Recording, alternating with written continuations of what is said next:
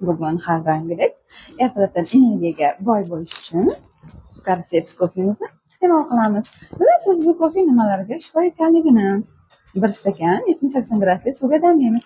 Aynan bu kofemiz birinchi o'rinda antibiotik kofe bo'lganligi uchun organizmdagi har qanday shamollashlarni ajoyib tarzda davolab beradi. Undan tashqari gemoglobin ko'paytiradi, immunitetni yaxshilaydi.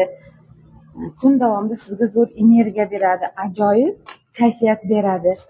Kun davomida shunaqangi ishlaringiz unumli, kuningiz foydali o'tadi. Barchangizga aynan shu kofemizni tavsiya qilamiz.